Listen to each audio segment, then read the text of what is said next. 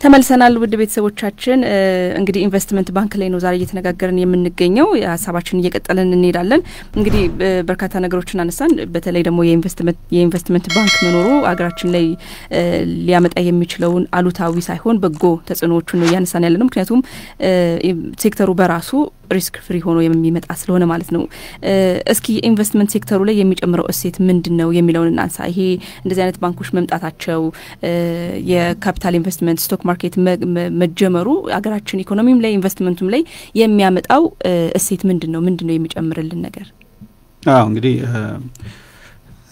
ባንኮች ካሁን ቀደም የምናቃቸው ባንኮች በቁጠባና በብድር አቅርቦት ላይ ከፍተኛ ሚና ሲጫወቱ ቆይተዋል ለሀገሪቱ ኢኮኖሚ እድገት የራሳቸውን ሚና ያው የመንግስት ባንኮችም የግል ባንኮችም ማለት ነው እንግዲህ በዋናነት የመንግስትም ሆነ የግል ድርጅቶች ገንዘብ በሚፈልጉበት ጊዜ የሚሄዱት እነዚህ ባንኮች ጋር ነው የውጭ ባለ ሀብቶችም ሲመጡ እንደዚሁ ኢንቨስትመንትን ከማበረታታት አንፃር እነዚህ ባንኮች ከፍተኛ ሚና ሲጫወቱ ቆይተዋል ያው የልማት ባንክን ሚና ደግሞ በብዙ እናየዋለን ትልቅ ብድሮችን በማቅረብ ረገድ ማለት ነው የረጅም ጊዜ ብድሮችን በማቅረብ ረገድ ማለት ነው ለድርጅቶች ለደግሞ ያው እንዲያድጉ በስራ ማስኬጃም ሆነ ለኢንቨስትመንት ለማስፋፊያ በሚፈልጉበት ጊዜ እነዚህ ባንኮች ጋር ነው የሚሄዱት መንግስትም ያው ከተለያዩ ከሚያገኛቸው ብድሮች ባሻገር ከውጭ ብድሮች በራሱም ከሚያተማቸው ገንዘቦች ባሻገር ከግልና ከመንግስት ባንኮች ብዙ ገንዘብ ይበደራል የተለያዩ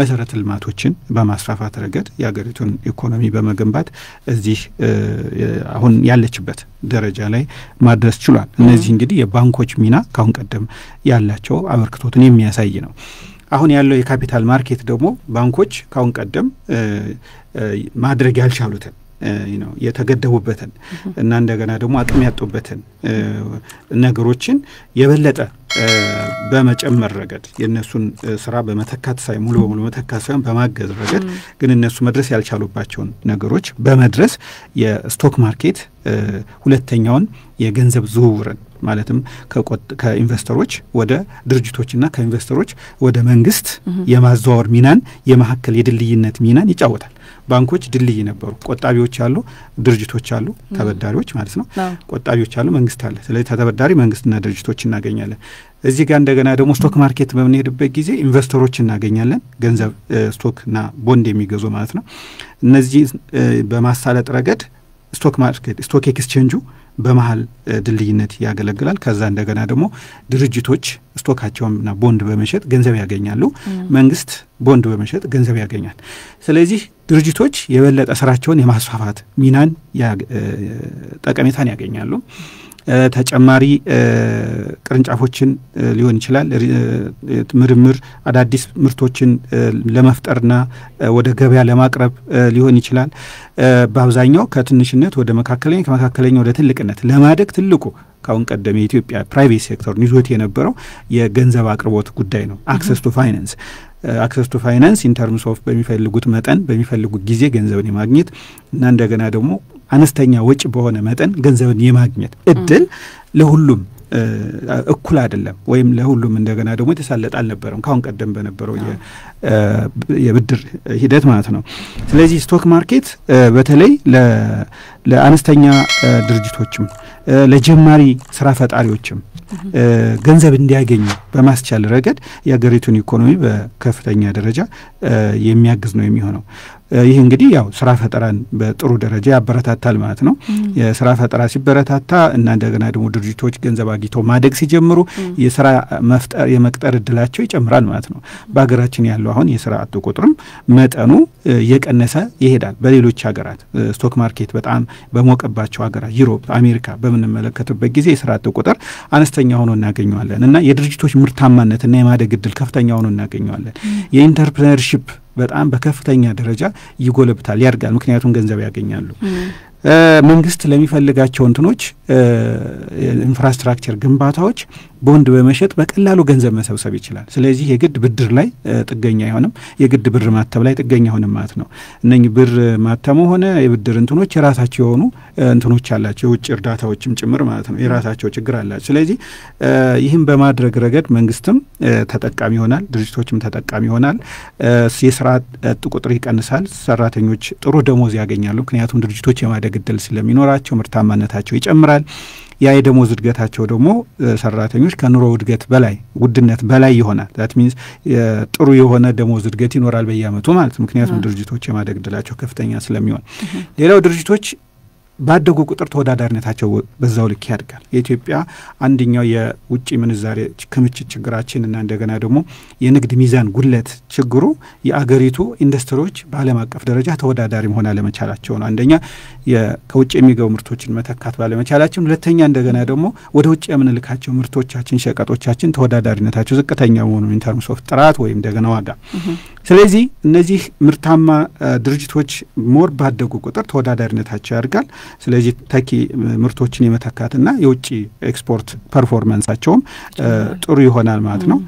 በዛው ልክ አገሪቱ ለኢንቨስትመንት የሚኖራት ምቹነት ይጨምራል። ምክንያቱም በቀላሉ ገንዘብ የማግኘት እድል ስለሚኖር ማለት ነው። ያ ማለት ብዙ ድርጅቶች ብዙ ኢንቨስተሮች ከውጭ ይመጣሉ ማለት ነው። ኢንቨስተሮች ስቶክ ማርኬት ላይ ኢንቨስት ያደርጋሉ። ኢንቨስተሮች እንደገና ደግሞ ኢትዮጵያ ውስጥ ድርጅት ከፍተው ገንዘብ አክሰስ ማድረግ ስለሚችሉ ወይም እንደገና ደግሞ አዳዲስ ተራ ጀማሪ ኢንተርፕረነሮች ላይ ወይም ትንሽ ድርጅቶች ላይ ኢንቨስት በማድረግ በስቶክ ማርኬት ላይ ድርሻቸውን ሸጠው መውጣት ስለሚችሉ የትልልቅ ኢንቨስተሮች ኤንድ ፕራይቬት ኢኩዊቲ ወይም ቬንቸር ካፒታሊስት የምንላቸው ትልልቅ ኢንቨስተሮች ራሱ ወደ ሀገራችን ይመጣሉ ማለት በአሁኑ ወቅት ያሉት በጣም ውስን ናቸው፣ በቁጥር የምናውቃቸው ናቸው። እና ስቶክ ማርኬት ሲመጣ እንዲህ አይነት ኢንቨስተሮች ይመጣ እንዲህ አይነት ኢንቨስተሮች ሲመጡ ደግሞ በሀገራችን ኢንቨስትመንት በከፍተኛ ደረጃ ይስፋፋል። ፎሬን ዳይሬክት ኢንቨስትመንትም በዛው ልክ ይጨምራል ማለት ነው። ያ ማለት እንግዲህ የውጭ ምንዛሬ መጠናችንም የመጨመር አቅሙ ከፍተኛ ይሆናል። ሌላ የኑሮ ውድነትን በተመለከተ ነው። ድርጅቶች ሞር ምርታማ በሆኑ ቁጥር ወጪ ቆጣቢ ይሆናሉ። በጥሩ ዋጋ ተወዳዳሪነታቸው ይጨምራል፣ ጥራት ይጨምራል። በጥሩ ዋጋ ለህብረተሰቡ ሸቀጥና አገልግሎትን የመሸጥ እድላቸው ይጨምራል። አንደኛ በዚህ መንገድ ኢንፍሌሽን ይቀንሳል። በሁለተኛ ደረጃ ደግሞ መንግስት በተለያየ መንገድ የሚኖርበትን የኢንቨስትመንትና የወርኪንግ ካፒታል ጉለት ለመሙላት ካሁን ቀደም የሚያደርገውን የገንዘብ ህትመት ጉዳይ ይቀንሳል ማለት ነው። ምክንያቱም ቦንድ በመሸጥ ገንዘብን ማግኘት ስለሚችል ከማህበረሰቡ ማለት ነው።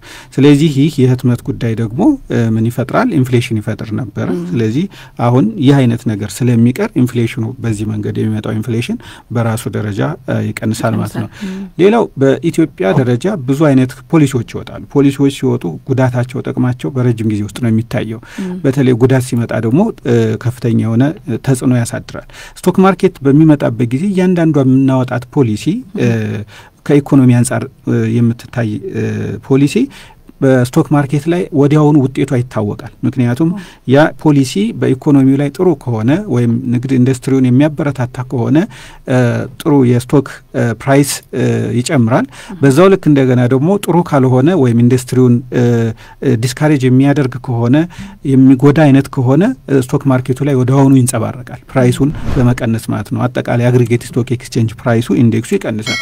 በዚህ ጊዜ ችግሩ ወዲያውኑ መታወቅ ይችላል ማለት ነው።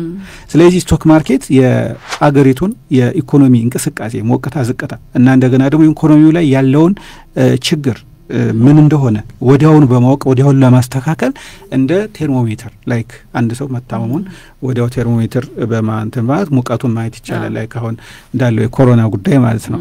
ስለዚህ በዛው ልክ የአገሪቱን የኢኮኖሚ ሙቀት በመለካትና ወዲያውኑ በማሳወቅ ችግሩን ዲቴክት በማድረግና በማስተካከል ረገድ ስለሚያግዝ ኢኮኖሚው ጥሩ እንዲሆን ያደርጋል ማለት ነው። እና በስራ ፈጠራ፣ በኢንፍሌሽን፣ በውጭ ምንዛሬ ክምችት፣ በንግድ ሚዛን ጉለትን ከማስተካከል አጠቃላይ ጂዲፒው ኢኮኖሚው እድገት ቀጣይነት እንዲኖረው በማድረግ ረገድ ምክንያቱም የኢኮኖሚ ቀጣይነትን ለማምጣት የሚያስችለው እንደው ኢንተርፕረነርሺፕ ከታች ትልቅ ድርጅቶችን ሲመግቡ ትልቆቹ ደግሞ እያደጉ ሲሄዱ ዘላቂ የሆነ ኢኮኖሚያዊ እድገት አገሪቱ ይኖራታል ማለት ነው።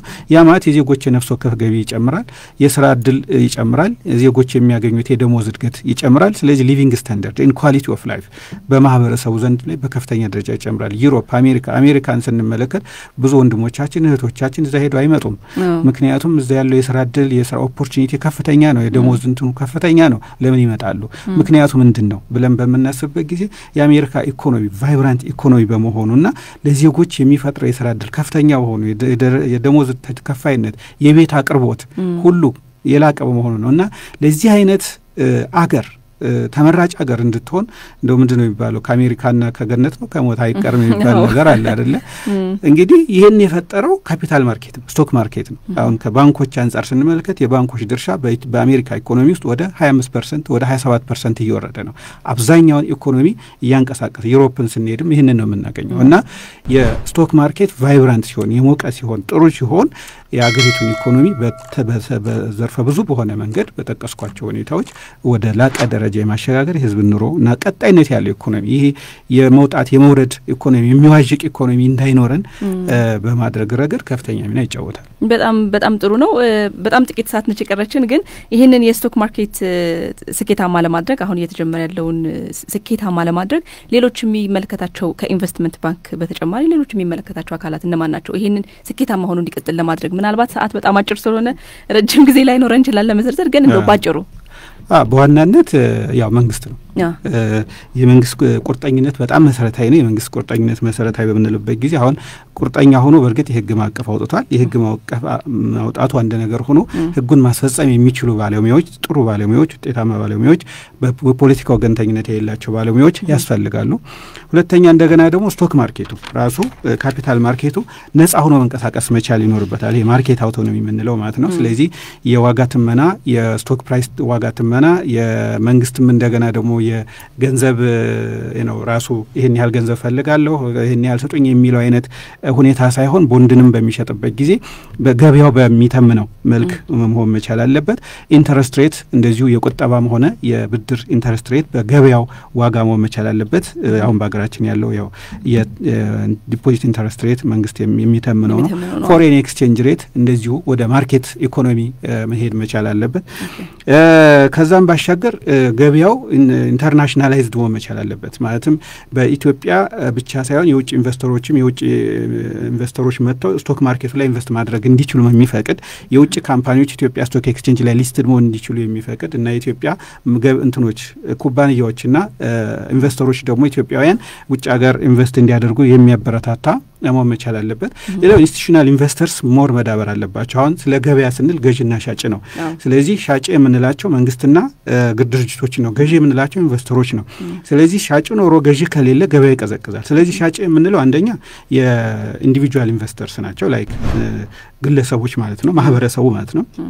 ስለዚህ ማህበረሰቡ በስቶክ ማርኬት ላይ ጥሩ የሆነ እውቀት ሊኖረው ያስፈልጋል። ያለችውን ገንዘብ ስቶክ ማርኬት ላይ ኢንቨስት በማድረግ የተሻለ ገንዘብ ሊያገኝ እንደሚችልና እንዴት እንደሚሰራ መታወቅ መቻል አለበት። የኛ ካምፓኒ ሴሎር ኮንሰልተንሲ ያው ስልጠናዎችን በአሁኑ ወቅት እየሰጠ ይገኛል። ይህንን መንግስት በስፋት መስጠት መቻል አለበት። ሌላው ኢንስቲትዩሽናል ኢንቨስተርስ የምንላቸው ናቸው። እነዚህ እንግዲህ ሙቹዋል ፈንድ፣ ሄጅ ፈንድ፣ ፔንሽን ፈንድ፣ ኢንዶመንት የምንላቸው ናቸው። እንግዲህ አሁን ፔንሽን ፈንድ በሀገራችን እና እንደዚሁ እንትኖች ምንድነው ኢንሹራንስ ካምፓኒዎች። ስለዚህ እነዚህ ኢንሹራንስ ካምፓኒዎች ፔንሽን ተቋማት የቁጠባ ተቋማት ቁጠባ ሳይሆን የጡረታ አስተዳደር ተቋማት በደንብ የተደራጁና እንደገና ደግሞ ስቶክ ማርኬት ላይ ኢንቨስት ለማድረግ የሚያስችላቸውን የህግ ማዕቀፍ ሊኖራቸው ይገባል ማለት ነው።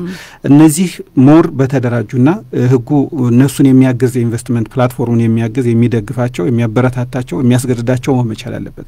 ስለዚህ እነሱ በሌሉበት ሁኔታ ግለሰብ ኢንቨስተሮች ብቻ ገበያውን ወደ ሞቅታ ይቀይሩታል ተብሎ አይታሰብም። ሌላው ስቶክ ኤክስቼንጁ ነው። ስቶክ ኤክስቼንጁ በተቻለ መጠን የራሱ የሆነ ኢንፍራስትራክቸሮች አሉት። ኢንተርኔት ያስፈልገዋል። እነዚህ ኤሌክትሪክ ያልተቆራረጠ ኤሌክትሪክ ያስፈልገዋል። የሰው ኃይል ያስፈልገዋል። ፕሮፌሽናሎች ያስፈልጋሉ። እነዚህ ሰዎች በደንብ በተዋቀረ መንገድ በተዋቀረ ስቶክ ኤክስቼንጅ እና እንደገና ስቶክ ኤክስቼንጅ የሚያስፈልጉ ባለሙያዎች ስቶክ ብሮከሮች ያስፈልጋሉ። ማርኬት ሜከርስ ያስፈልጋሉ። ጠበቃዎች፣ ኢንቨስትመንት ሎየርስ ያስፈልጋሉ። ያው ጠበቃዎች በምንልበት ጊዜ ሞር ኦፍ ስለ ስቶክ ማርኬት እውቀቱ ያላቸው ማለት ነው። ኤንድ ሙቹዋል ፈንድን በማቋቋምና እንደገና ደግሞ በመምራት ረገድ ባለሙያዎች ያስፈልጋሉ።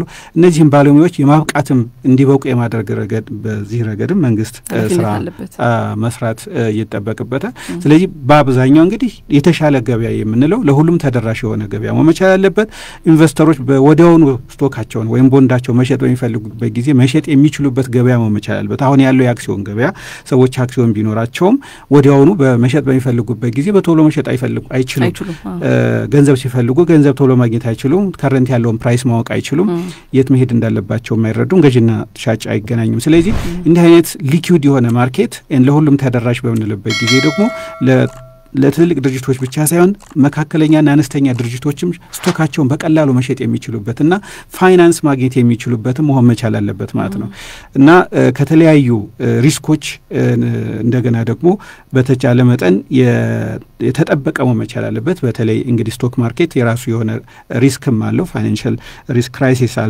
ሊያመጣ ይችላል ኢንቨስተሮችንም እንደዚሁ መጠበቅ የሚያስችል መሆን መቻል አለበት አጠቃላይ ማዕቀፍና አሰራሩ ስለዚህ እንዲህ አይነት ሪሳይለንት የሆነ ማርኬት ባለን ቁጥር ኢንቨስተሮችም በገበያው ላይ ሞር ኮንፊደንስ ይኖራቸዋል ኢንቨስት ለማድረግ ለመግዛት ለመሸጥ እምነት ይኖራቸዋል ካሁን ቀደም የነበረውን የአክሲዮን ገበያ ስንመለከት ጥሩ የሄደበት ሁኔታ ነበር መሀል ላይ ግን በተፈጠሩ የተለያዩ ችግሮች አሁን የአክሲዮን ገበያ አዳዲስ ድርጅቶች አክሲዮን ሸጠው ገንዘብ ለማግኘት የሚችሉበት አይደለም ኢንቨስተሮችም አክሲዮን ለመግዛት እንደበፊቱ እምነት የላቸውም ስለዚህ ይህንን አይነት እምነት የሚገነባ ካፒታል ማርኬት መሆን መቻል አለበት ዋናነት መንግስት ሌሎች ባለሙያዎችም የራሳቸውን ሚና መጫወት አለባቸው በጣም እናመሰግናለን ዶክተር አቡሽ አያሌው ከሴሉላር ኮንሰልተንሲ የኮንሰልታንትና የቢዝነስ መጻፎችን አዘጋጅ እዚህ ተገኝቶ ይሄንን ማብራሪያ ስለሰጡን ሰዓታችን በጣም ሄዷል